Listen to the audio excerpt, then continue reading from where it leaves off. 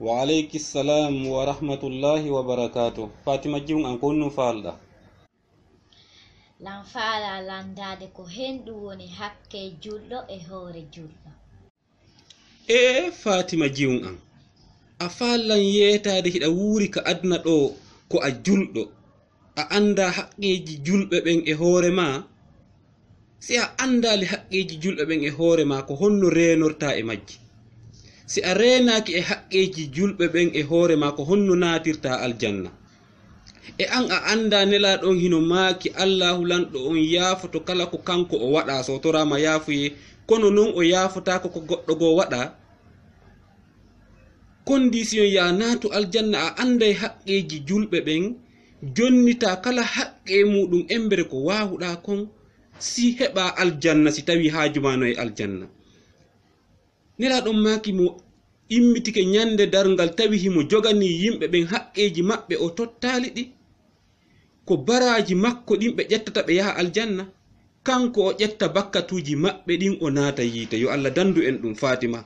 A jiwa mo duuɓi 10 ha hande ko honto wonɗa a andali haqqeji julɓe ɓen e hoore ma. Baba wona min to woni andaɗo mi landike kadi mo ko baaɓe buytayli anda. Ko gonga ma jiwun am. Min kadi mi yi'i moko baaɓe buyi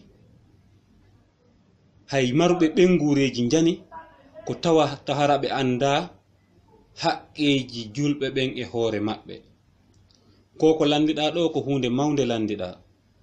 Nde wonno ko ɗum woni probléme ji ɗin kala ka iwtiri. Angal andugol haqqe jiyaɗo on hakkunde makko e taguɗo mo on ko ɗum memminta probléme hakkunde makko e taguɗo mo on. Angal andugol haqqe jiyaɗo on hakkunde makko e jiyaɓe ɗimmo e makko ɓen ko ɗum memminta probléme ji ɗin hakkunde jiyaɗo on e jiyaɗo on. Ɗi guerreji ɗi yiyata adna on fo ko ɗum. Ɗi probléme ji ɗi yiyata ila ka fuɗɗi haka hatti ko ɗum. Banu adama ko ɓuri hewde kon hino wakkili landade droit mum on e hoore hala haaju makko ala e devoir ji makko ɗin. Ɗum no hulɓini musidɓe julɓe wattanen yiile no wodi ayawal gotal ka Qur'an ka Allah subhanahu wa ta'ala on dali bada uzbillahi minash shaitanir rajim ulaika kal an'am bal hum adal. Wuro ɓen ka adna ɗo haaju maɓɓe ala e respectugol haqqeji taguɗo ɓe on ma haqqeji jiyaɓe ɓe wondi ɓen hino wuuri ka adna ɗo wastayi hara ko ɓe daabaji ma ɗum ko kamɓe sa ɓuri la'ifu yagal. Si goɗɗo non innama himo ɓuri mbeewa la'ifu yagal haray o tigi no futti dartude hoore makko. Wona non min wowli dey ko taguɗo on tagi fo ngon fof ko on wolingol konngol musidɓe julɓe wattane yiile.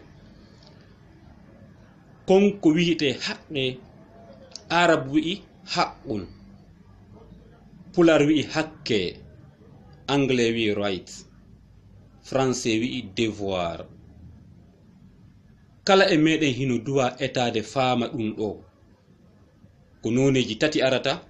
Goɗɗon ko haqqe hakkunde ma e taguɗo ma on, goɗɗon ko haqqe hakkunde ma e julɓe ɓen, goɗɗon ko haqqeji hakkunde ma e tage fo hedditingo ngon. Français ɓen wi'i si vraiment chacun de nous arrive à accomplir ses devoirs, il aura personne qui va réclamer ses droits. Wattane yili moƴƴa musidɓe julɓe. Kala e meɗen si renike e toñugol jama on, si wakkilike kala ko duwa goɗɗo kon waɗiri no duwira non, hay goto wullitotako. Justice ji ɗin fermay, police ji ɗin fo fermay. Ko waɗi non haray kala hetti hakke muɗum. Angal jonnutugol tage fo ngon haqqe mum on ko ɗum woni ɗi masiboji hakkunde laamuli. Laamu ngun jonnitata e population mum on droit ji mum ɗin. Haaju maɓɓe ala e devoir ji maɓɓe ɗin. Population on hakkunde maɓɓe hay goto haajaka e devoir mum hakkunde mum e goɗɗo. Kala no wadde ko faala. Et pourtant si o tigi waɗi ko faala ka adna ɗo, o tigi waɗoyta ko faala ka lahara. Wakkiloɗen musidɓe julɓe renen haqqeji taguɗo en on, renen haqqeji julɓe ɓen, renen haqqeji tage fo Allah ngon. Ko ɗon malal ngal woni mo ɗaɓɓali ka tawoya Allah subhanahu wa ta'ala, o tigi heɓoyta ka tawoyamo wonande kala ma Allah mu yo faamu ko mi woni e wolde kon.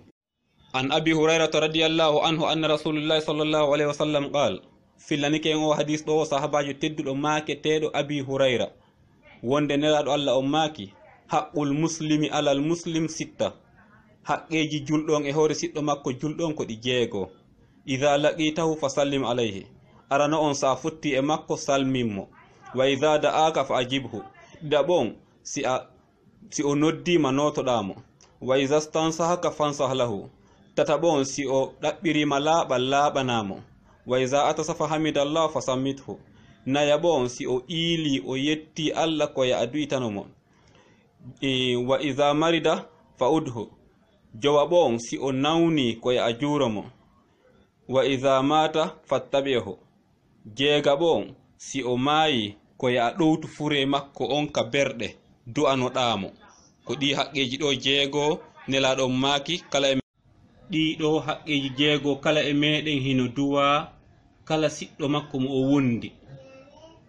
wano yirɗen ni hadis on sa wattanali yiile a sikkay hadis on hino raɓɓiɗi, ma sikka hino woodi ko acci. ala haqqe hay goto haqqe mo goɗɗo duwa goɗɗo si wonano ka nder hadis ɗo, ko sa faami ma sa a faamali. haɗa on yiɗi en yiltoto seeɗa yanyen hadis on seeɗa e yurmede Allah hawnaki faamen ɓuri ka attorɗen janngugol mo ɗo ka salminago ɗo wattaneli musidɓe julɓo. nelaɗo meɗi makude on natta aljanna ha gomɗinon, on gomɗinta ha yiɗidiron. ɓeni sahabaɓe on accay mi yeeto on goɗɗum son waɗi ɗum ɗon on yiɗidiray. sahabaɓe inni hi ya rasulullah wolanimen kon ɗume watta min yiɗidira. nelaɗon maaki fafsu salamu baynakum, ɗuɗɗine salminago hakkunde moɗon, ka fottuɗon wowi e assalamu aleykum wa aleykum salam. nelaɗon maaki sa a wi'i goɗɗo assalamu alayka a heɓay baraji 10, sa watti ɗon wa rahmatullahi a heɓay baraji 10, wa barakatuhu a heɓay baraji 10, salminago woto a heɓay baraji 30, baraji 30. tawi wikitude nelaɗo meɗi makude baraji goto hino ɓuri fello kange. sa salmini goɗɗo ene wotere eɗa wawi heɓude ɗon baraji 10, ɗum nasama kala non.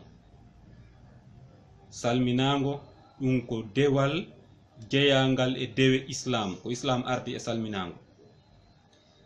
mi meeɗi tawde siɗɗo men ñande goo mi salminimo, mi innimo assalamu aleykum, o inni bonjour. minni a musidɗo, sa wi'ino wa aleykum salam ko ɗum ɓuri moƴƴude. o inni wayandi est ce que ɗum fo na gotum. oɗo noon ko wiɗo hoore makko julɗo e piile kadi nden ñande miɗo manti ko hay purino ka hoore makko, ko o ɗo woni anda valeur salam, ko on ɗo wiyata assalamu aleykum kañum e bonjour, est ce que ɗum fo na gotum. musidɓe julɓe jente moƴƴa ndaare ka qur'an suratu nisa aya 86 Allah hino yeeti en ɗo fi salminago. Allah subhanahu wa ta'ala on dali ba'da a'udhu billahi minash shaitanir rajim wa idha huyitum bi tahiyatin, si on salminama salminago fa hayyu bi ahsana minha, salmite ko ɓuri moƴƴude salminago ko salmina ɗon kon. ko ordre Allah subhanahu wa ta'ala. si goɗɗo tawima o innima assalamu aleykum, so hatti ɗon inni wa aleykum salam wa rahmatullahi. si o wi assalamu aleykum wa rahmatullahi, innu wa aleykum salam wa rahmatullahi wa barakatuhu, ɓeyduka kanko o wi ɗon. ayi fa hayyu bi ahsana minha aw rudduha, ma ɗum o moyen awa rutton salminago sifa ko o salmini on kon, aw rudduha. so inni assalamu aleykum wa rahmatullahi wa barakatuhu accare hunde ko ɓeyda, an kadi awa adduno o wiri noon wa aleykum salam wa rahmatullahi wa barakatuhu. on fo kala e moɗon heɓa baraji 30.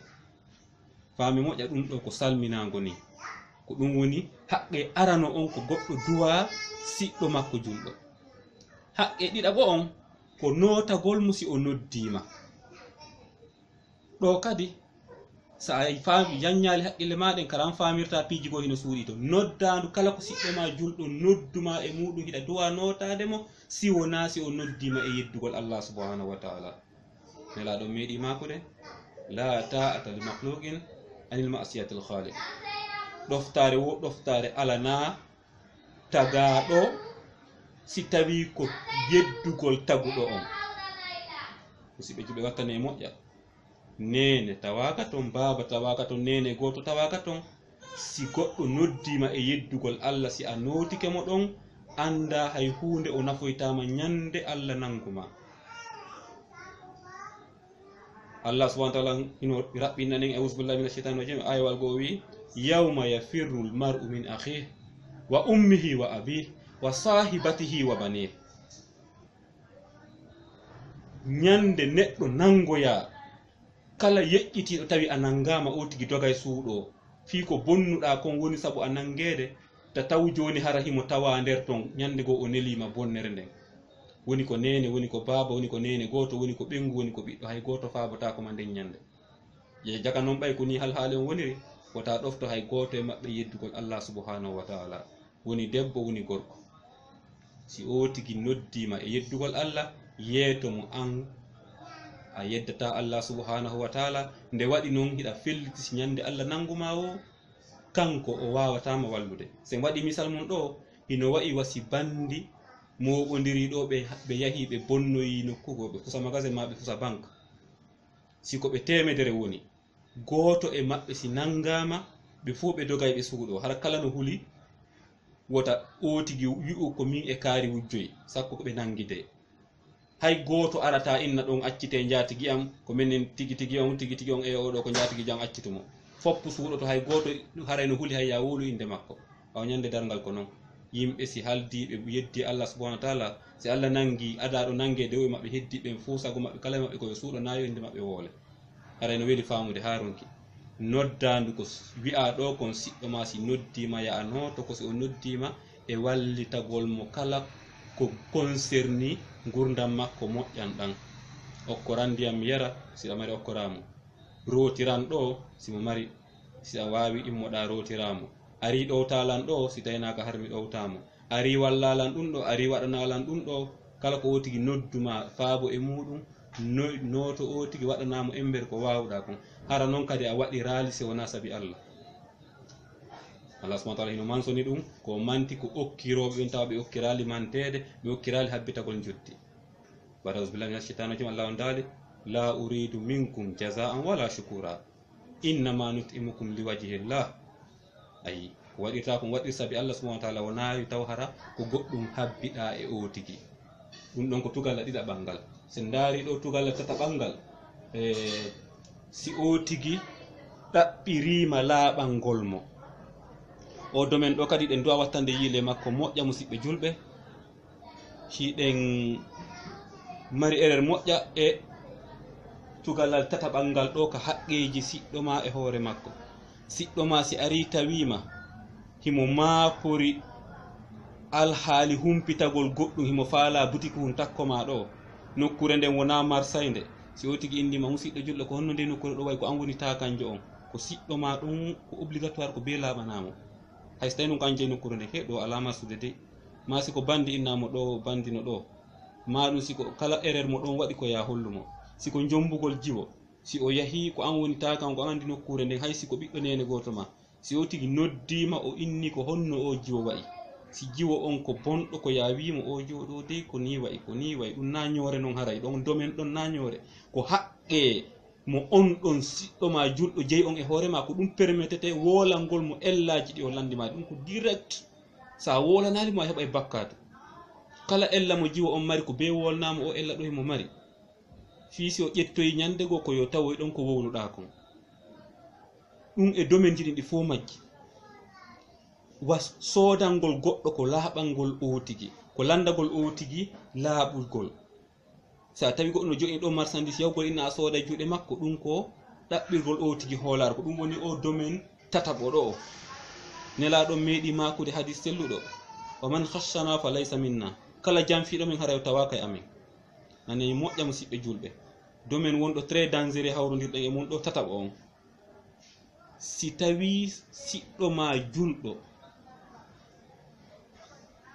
soodanima ko mari ella a hollalimo haray a jamfike mo haray a laaɓanalimo reedu nelaɗon ɓe meeɗima yahude ka marse ɓe tawi goɗɗo hino yeeyude condi hooreri ndi no yoori ken ɓe naɓi jungo maɓɓe ngol ley tawi ton no ɓuuɓi ɓe landimo ko henɗum waɗanɗa ɗum ɗo o yino ako ndiyan ɗan piilan pii ñamete an on o ƴetti noon condi yornde o waɗi hoore si goɗɗo ari famata nelaɗon daarimo ɓe inni kala janfiɗo men haray o tawaka e amen e mana sa a janfike julɗo haray nayi a julɗo ko ɗum nelaɗon falama yeyetade so tawi ko ya faamu ka raɓɓinɗingol si a tewike pas a janfike julɗo ɗum no itta no bonnita julɗo yagal mangal musidɓe julɓe woɗɗoɗen ɗi janfaji ɗi détournementji musidɓe julɓe mi darike yeeso buusejo momi woyi sodde tewu juuɗe muɗum rewɓe ɗiɗo ari sodugol tewu juuɗe makko o ƴetti balance mo 2 kilo on ɓe yoɓimo 3 kilo kala no faala 3 kilo o ƴetti hayre nde 2 kilo nden o peesirani ɓe 2 kilo o jonni ɓe o inni ɓe ko 3 kilo kala maɓɓe yoɓimo 3 kilo subhanallah ɗum ɗo ko janfa mawkani musidɓe julɓe ko honto enen fokkutuɗen ko honto leydi men ndi fokkiti iɗen faalayo guine yaaru yeeso iɗen torade Allah bimbe kikiɗe yo Allah nawru guine yeeso ɗi janfaji mawɗi ɗo taw si ɗum ɗo si woni e nder leydi si tawi ndi yaara yeeso musidɓe julɓe hulen Allah subhanahu wa taala sa janfike siɗɗoma ɗum no riiwa diina ma kan itta no hulɓini haronki musidɓe julɓe woɗɗitoɗen janfagol jama on mo janfike goɗɗo andu ko hoore ma janfiɗa nde wonno ɗum fof koko kontete winde ka dosiyeji golle ma ñande ɓantoyɗa dariɗa yeeso Allah subhanahu wa taala ɗum ko fontete jange yeeso ma nden ñande a ngalɗay ko honno ɗum feƴƴiri Allah subhanahu wa taala on dey o harminani en janfagol hay nelaɓen o wi'i Allah subhanahu wa taala o wi'i ka Qur'an ba'da auzubillahi minash shaitanir rajim wa ma kana li nabiyyin an yaghul wa man yaghlul ya'ti bima ghalla yawmal qiyamah thumma tuwaffa kullu nafsin bima kasabat wa hum la tuslamun. Allahu akbar.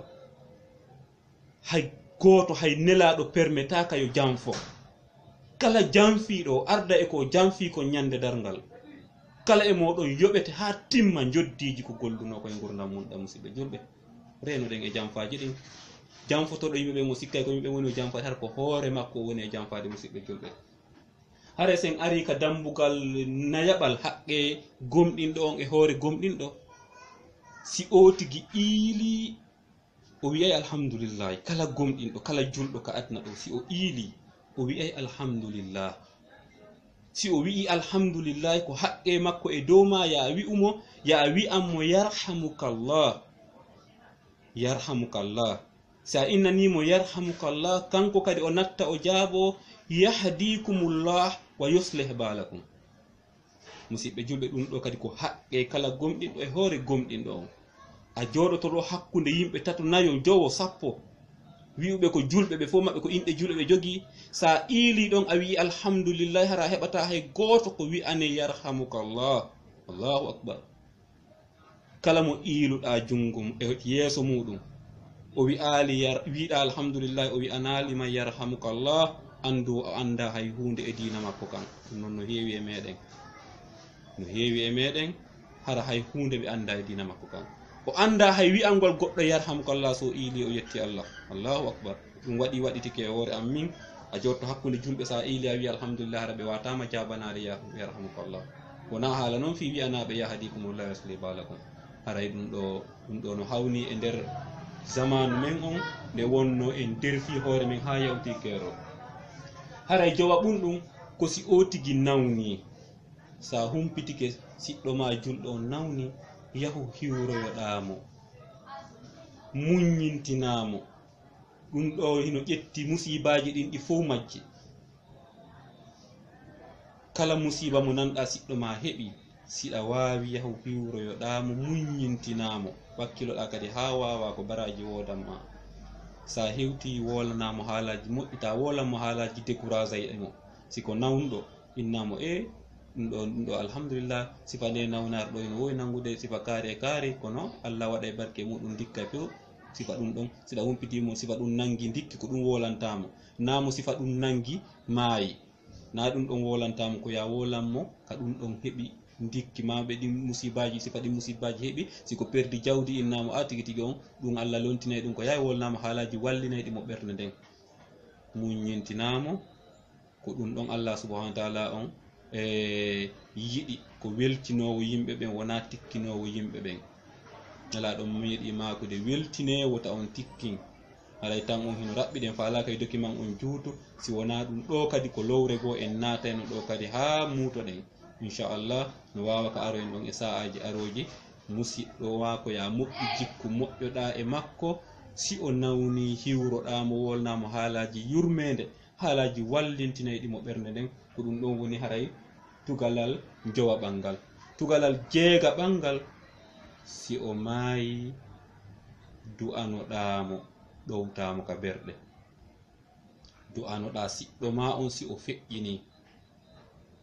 feƴƴini du'anoɗamo musidɓe julɓe du'anoɗen feƴƴinɓe men ɓen du'anoɗen mayɓe gomɗinɓe ɓen fuu ila ka fuɗɗi ha ka haaɗe neɗɗo si feƴƴini nelaɗo on maaki si siɗɗo mum feƴƴini wowlemo haalaji moƴƴi malaikaɓe aroɓen ka fatunde ɓe hooloto ko wowluɗon kon si tawi ɗum ko gomɗinɗo eɗa andirimo iman hay si tawi ɗa andirimo boneji o ta wowlu boneji makko ɗin wowlu haala moƴƴireji makko ɗi o wowi huwude ɗin ko ɗi fanɗi o ko ɗi fanɗi wowle ɗin ɗon fankon boneji ɗin yo musidɓe julɓe haray wowlugol konguɗi moƴƴi mayɓe men ɓen malaika ɓen ɗum hiɓe hoolo ɗum kamɓe si ɓe ari ko ɗum ɓe jentoto ko wola o haray musidɓe julɓe du'ano ɗen feƴƴinɓe men ɓen kadi ɗowtenɓe nelaɗo meeɗi makude si a ɗowti si siɗɗo ma feƴƴini a tawama juulugol mo a heɓay baraji qirat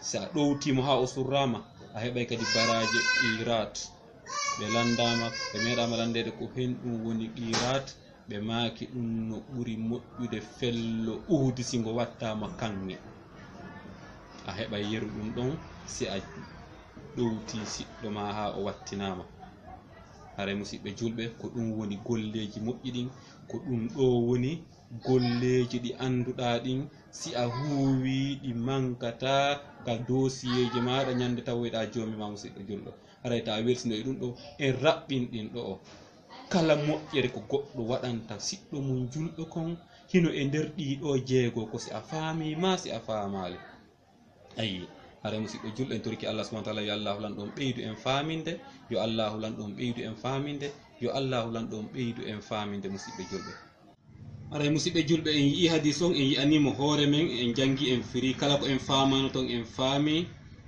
en torki Allah subhanahu wa ta'ala yo Allahu newnan en gollirgol option ji arani tati ɗin fayda ko ɗi woni fi gurdam neɗɗo go'o salminagon ko ɗum woni relaxion hakkunde tageefo ngon en yi'i e ñeeñal Allah subhanahu wa ta'ala o waɗali salmingol ngol farilla kono o waɗi salmitagol ngol farilla salmingol ngol ɗum ɗon wonti sunna haray en faami ko devoir meɗen salmingol kala julɗo kala ka tawɗen mo si tawi a yi'ali o tigi haqqille ma yahali e o tigi a feƴƴi haray ella ala bakka to ala ton kono noon si o tigi kañum yi'ima salminima ɗon salmitagol ngol ko farilla musidɓe julɓe ko be sendidiren piiji ɗin Allah ko wi'i si en salminama ye en salmita ɗon wonti farilla ko obligatoire a taway woɓɓe no jooɗi no jogui jikkiriwol ma sifa ko nandite e mum no jokki occupation hoy ko tawata hara si heɓi darja ha ko sunna wata wonde ara salmina on ɗon o inna ayi o liɓi farilla on ka leydi ɗum ko mankude gandal noon nokkeli tati jomiraɓe gande ɓe mensioni si goɗɗo tawima e on alhaali ɗon si o salminima haray wota a salmitomo ha iwa ɗon si hiɗa e nder julde si goɗɗo salminima accay ha salmina noon si salminama si goɗɗo tawima e hurgo jano ɗon a accay ha gayna huntude haaju ma on si salmitoɗa o tigi si goɗɗo tawima e hoore sonnajo si o ɗon a accay ha iwa ɗon noon si salmitoɗa o tigi ɗiɗo alhaaliji tati goɗɗo mari permission ya nanu siɗɗo ma julɗo no salmine ronkamo salmitade nelaɗon ɓe meeɗi tawde paykoy ka fijata ɓe salmini paykoy koy haray musidɓe julɓe salmodiren kala ka fottuɗen anden go salminago hego mari darja jano ka Allah subhanahu wa ta'ala si wiye ɗum option ɗiɗaɓo on aide ji ɗin si julɗo ma siɗɗo ma noddima aide haray wallitomo kala none ediji ɗin fof kañum kadi ko ɗo naati. si goɗɗo torike ma goɗɗum tawi amara feere mum ta mettinanmo wolanmo haalaji moƴƴi ko ɗum Allah wi en. Option tataɓon ɗum kadi en yii laaɓalngol yimɓe ɓen e to ha wawa laaɓande yimɓe ɓen kala mo gollidata e muɗum aaden jofojo o sikkay ko so o janfike so o heɓa. Kala sikkuɗo ko si tawi o janfike ka o gollata on si o gaño haray yo andu ko kanko ɓuri jofo yagal tagi fo Allah ngon fof. Ko waɗi noon ko hoore makko woni janfade musidɓe julɓe. Haray musidɓe julɓe, mo janfike goɗɗo ka aduna ɗo o tigi sikki ko goɗɗo janfi haray o tigi faayi. Ko moƴƴi neɗa janfade goɗɗo ka aduna ɗo ko ya innu milan janfade hoore an. Ko waɗi noon Allah subhanahu wa ta'ala on gaynino haala o wi'i en ka Qur'an ba'da billahi minash shaitani rajim wama zalamahumullah walakin kanu anfusahum yazlimun. Allah dey toñali ɓe ko woni tun ko hoore maɓɓe ɓe wonno toñude. Nelaɗon no fillani en hadis goto ɓe maaki ñande ko ɓe landi sahabaɓe maɓɓe hiɗon andi ko hombo woni perduɗo. Sahabaɓe ko min andi perduɗo ko mo jawdi mum boni ka aduna ɗo ma ɗum ɓe konti nelaɗon maaki o wona on woni perduɗo. Ko woni perduɗo ko wakkiliɗo juuli ka aduna ɗo hoori rewi Allah kala no rewirte non datti dari e dewe Allah ɗen ɗe fof majje. O ɗo noon o ronki wawde reenude hoore makko e jawle yimɓe ɓen e ɓalli yimɓe ɓen e toñeji haqqeji ɗiɗi kontuɗen ɗo haqqeji ɗi nelaɗon holli ɗin wonde ɗiɗo ko haqqeji julɓe ɗimo e maɓe e hoore ma ɓe tottali ɗiɗo ɓe maaya noon ɓe immo ñande dargal ko ɓe juuli kon fof ƴette sendane yimɓe, ko ɓe hoori kon fof sendane yimɓe, ko ɓe itti sadaka kon fof sendane yimɓe, ko ɓe itti zakka fof sendane yimɓe, golleji maɓɓe ɗin sendane yimɓe haalanna ɓe daro hara hay hunde ɓe ala hande kadi ɓe naade yiite jahannama. Ko ɓeɗo woni perduɓe ɓen. Allah no wi'a aywal go Qur'an innal khasirina alladhina khasiru anfusahum wa ahlihim yawma alqiyama ala dhalika huwa alghusranul mubin ka suratu Zumar. Ande ko woni perduɗo ko ɓe perduɓe hoore mum ñande dargal, perdi ɓengureji mum ɗin, perdi kala ko okketene ko ñande dargal ɓe naada yiite jahannama. Haray en andu haqqeji yimɓe ɓen si en tottali ɗi en perday golleji men ɗi ñande dargal. Ko wayno nelaɗon suuɗalen ɓe yeetike en wonde Allah ko wakkiliɗa rewgol mo ko wakkiliɗa tubugol wo ko waɗɗama kon o yaafotoma, amma ko waɗuɗa ko yimɓe ɓen ko be kamɓe ɓe yaafoma. Jawle yimɓe ko dettonuɗa kon, peese ɗe ɗuytuɗa ɗen, golleji ɗi janfiɗa ɗin, hande yimɓe men ɓen masonɓe kala no janfora sengo mum, buuseɓe janfora sengo mum, suuderɓe janfora sengo muɗum, julaɓe janfora sengo muɗum, jannoɓe janfora sengo muɗum. E ka yiltorɗen wo ɗuyi haqqeji ɗo enen hiɗen sikka ɗum ko yimɓe wonɗen wadde. Nanal ko Allah wi kon ko hoore men wonɗen wadde. E hoore noon kadi naya yawi to foti e fanɗude. Allah subhanahu wa ta'ala o winday ka ɗereli ma ñande dargal ko wonɗen wolde kon fof iɗen mari dalil en adday dalilji ɗin kadi inchallah sen daari ka suratul kahf aya 39. Allah subhanahu wa ta'ala hino yeeti en ɗon ñande dargal si deftere maɓɓe nden addama nde fontama ɓe yi'i ko ɓe golluno ko janɗiwo fanɗiwo waya ɓuuluna nden ñande ɓe wi'ay ya waylatana ye emba menen men halkike mali hadal kitab ko sifa hunɗum e deftere ni la yughadiru saghiratan wala kabira. Nde ɗo deftere kayre nde sifoto komi huwi ko gurdan an ɗan fof hay ko foti e fanɗude kon fof nde sifoto kayre ko henɗum e deftere ni. Nden ñande banu adama weɓitante golleji bonɗi ko golli ka aduna ɗo ko tawata hara o meɗata miijade wonde ɗum ɗon windete. Musidɓe jumɓe, windete fanɗiwo janɗiwo Allah subhanahu wa ta'ala on o yeetiki en wonde windete janɗiwo fanɗiwo la yughadiru saghiratan wala kabiratan illa ahsaha. Foppu windete ka ɗerima ñande deftere ma ndin adda taway fof no nder ton. O wajadu ma amilu hadira. Nden jande ɓe taway kala ko ɓe golluno e gurna maɓɓe kon fof no mooɓa paaka nokku gotum. ƴettu noon rondoɗa yaha yite jahannama ɓay hari a hulata Allah ka adnaga hari a hulata hakkeji yimɓe ɓen. ƴettu ɗum noon rondoɗa natoya yite jahannama. Allahu akbar. En torki Allah subhanahu wa ta'ala yo Allah dandu en nden ñande. Wala yazlimu rabbuka ahada. Allah toñata hay goto nden ñande. E ayawal go o wi wala yazlimu misqala zarratin. Ayi hay si tawi foti e misqala zarra. Kiɗon andi ko wiyete misqala zarra? Ndaare nduggu si immike guɓum gotum nduggu ɗon, guɓum gotum ka nduggu ko ɗum wiyete misqala zarra. Sa golli ko boni ko fotata non a tawa no windi ka deftere ma, sa golli kadi ko moƴƴi ko fotata non a tawa no windi ka deftere ma. Allah toñata. E andi ko ɗum Allah faandi ɗo toñugol, si a waɗi goɗɗo goɗɗum ko fotata e misqala zarra, si Allah windali ka ɗerima ñande dargal haray no wayi wasi Allah toñi on ɗon, ko non ko haqqe makko mo duwa hettude. Yeru ɗum ɗon si mankanimo natugol aljanna, haray koka moƴƴima an ittete o ɓeytane o naata aljanna. Ay an kadi siko ko moƴƴi sa golli ko fotata e on misqala zarra, sa tawali ka ɗerima nden ñande haray Allah no konti o toñima. Allah non no mawni ɓuri toñugol. Allah toñata hay goto. Sa waɗi goɗɗo o winday, sa a waɗi hoorema foppo ko windete nden ñande a tawoya yeeso jomima. Haray hiɗen darowa ɗo musidɓe julɓe. Contact an on mi waɗay ka écran inchallah fi kala faalaɗolan faljitude ko ɓe innata kon wo ko wowlowo faljata, ma kala faalaɗolan landitade feññingol ɓuri ko fewndi ɗo kon, sago men document on juutata ɓuri o. wama tawfiqi illa billah, alayhi tawakkaltu wa ilayhi unib, wala uridu minkum jazaan wala shukura. Assalamu aleykum wa rahmatullahi wa barakatuh. Mi nani mi faami, mi andi haqqeji anden e hoore himɓe ɓen, hakkeji himɓe ɓen e hoore am. Si Allah jaɓi mi gollitira, mi yettoto kadi himɓe ɓe yo ɓe gollite. Musidɓe julɓe hulen Allah. Yo Allah ɓeydu famindema juun an kon, yo Allah waɗu barke e ma. Miɗo andintini tun hunde wotere e nder gurdam maɗan, wota a yejjuto toragol Allah peewal, wota yejjuto toragol Allah moƴƴugol jikku, wota yejjuto toragol Allah yurmede makko nden adna e lahara. Nelaɗo meeɗi makude ɓernde neɗɗo hino hakkunde kolli Allah ɗiɗi himo yiltira no faalira wo. Goɗɗo no weeta ko julɗo hira ko kefeero. Haray ko en toro Allah subhanahu wa ta'ala yalla wulan ɗon tabintin en e imanu men on.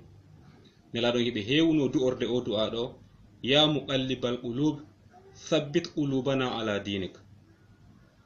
Haray enen kay tan yejjude sifa ɗin du'aji ɗon. En turki Allah subhanahu wa ta'ala yo Allah lan ɗon tabintin ɓerɗe men ɗen e diina kan. Nde wonno diina islam ɗum ko torso Allah subhanahu wa ta'ala mo o torsiranta kala mo o yiɗi o yurma. E Qur'an Allah subhanahu wa ta'ala on dali: yahdillahu li nurihi man yasha. Allah subhanahu wa ta'ala himo torsiranta torsuji makko ɗin kala mo o faala torsande.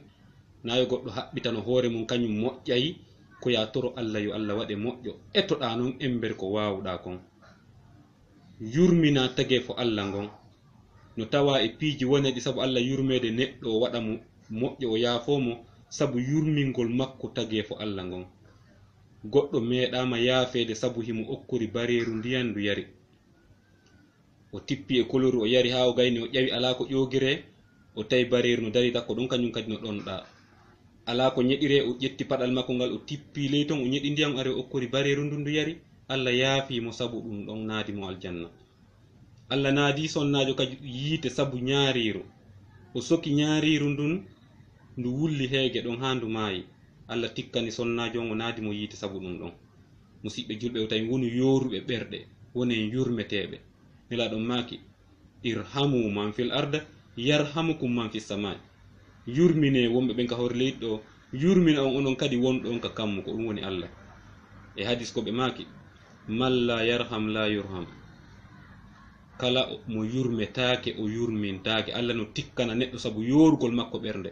Woto en jaɓu wonde yoruɓe ɓerɗe.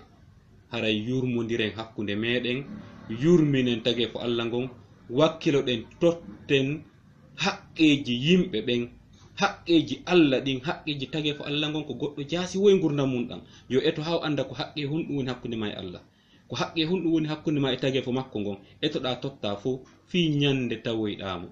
Nde wonno si a tawoyimo ton korisugol ala, ko dosieji ɗi yaaduɗa ɗin ko ɗin ɗon pet zizete. En turki Allah subhanahu wa ta'ala yo Allah lan ɗon faamin en, yo Allah waɗu en huloɓe mo. Hulugol Allah non ɗum no mari condition. Allah subhanahu wa ta'ala on himo taali: wa man yu'azzim sa'aira Allah fa inna dhalika min taqwal qulub. Kala mawninɗo keeri sariyaji Allah ɗi, kala waajaɗo Allah wi'i ɗum ɗo o huli ɓernde makko nden ɗenƴi, hare on ɗon ko hulowo Allah subhanahu wa ta'ala. kala waajaɗo tawi ɗum ɗon tuusatamo wonde a wi'ay ɓe woɓɓe a wi'ay ɓe Allah daali ɗum ɗo nelaɗon maaki ɗum ɗo kaɓe jooɗi ɗon hay ɓernde nden taƴata. Allahu akbar. malaikaɓe ɓen kaɓe wonton si Allah no yewtude ɓe goɗɗum ɓe faɗɗete taw ɓe yana ɓe hite ko sai Allah gayni wolude wona ha neɓa ɓe hetta hakkilɓe immo ɓe landodira non ko hen ɗum Allah wi'i. ɗum ko aya Qur'an Allah subhanahu wa ta'ala on yetti en. Allah no mari huloɓe mo harana an o neɗɗo mo ɓokka hay hunde. Allahu akbar. hay sonsoli no wawma dérangede. malaikajo ƴettowo jungo mum gon towna ndi'i leydi ha ka goɗɗo ha ka duɓi koode ɗen won ton tappandini munco e nde wotere ko oɗo Allah nde no wowlude o yanay o faɗɗe taw an non Allah nde no wowla ndema hara ɗum no wa'i nde woɓɓe no wa'i was tawi hara ko gorejo maɓɓe woni wowlude. subhanallah. musidɓe julɓe hulen Allah subhanahu wa ta'ala ɗaɓɓen ka tawyen Allah subhanahu wa ta'ala ono muññi ko waɗi so muññi en ko ɓay en laawotako ala dogirgal ñande go a daroyto yeeso Allah subhanahu wa ta'ala. yo Allah waɗu en nanuɓe jaɓi. yo Allah lanɗo on faamin en ko wona yewtede kon. yo Allah lanɗo on woɗi waɗu en jiyaɓe moƴƴuɓe. yo Allah lanɗo moƴƴin ɓerɗe men ɗen. yo Allah naadu en aljanna. yo Allah waɗu en huloɓe mo hulugol Allah no mari intérêt adna e lahara ta sikku ɗum ko ka lahara tun ka adna ɗo men hulugol Allah no mari intérêt. Allah subhanahu wa ta'ala on daali Qur'an wa man yattaqillaha yaj'al lahu min amrihi yusra wa yarzuquhu min haythu la yahtasibu. kala hulɗolan ka adna ɗo taw mi waɗnaymo gurdam makko ɗan gurdam newiɗan mi arsika mo arsikeji tawata hara o yanganake. ɗum ko intérêt ji kulol Allah ka adna ɗo musidɓe julɓe. tawi sikku ka lahara tun kulol Allah nafata. hulen Allah subhanahu wa ta'ala ara en wasodiri hurgol Allah subhanahu wa ta'ala nde wonno gurdam neɗɗo hino raɓɓiɗi tagoto sikku gurdam mum hino juuti. haray hiɗen hatta waɗo musidɓe julɓe wota on yejjutu nela subhanahu wa ta'ala on ɓe maaki julɗo goɗɗo wonata julɗo ha o yiɗana siɓɓe makko ɓen ko yiɗani kon hoore makko.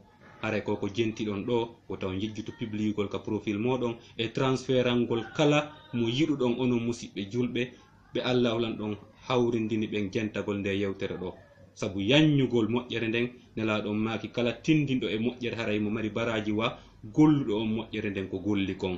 yo Allah subhanahu wa ta'ala waɗu en saakitoɓe yurmede makko nden waajodiren hakkunde meɗen sabu ha hulen Allah sabu ha daɗen jahannama sabu ha heɓen aljanna.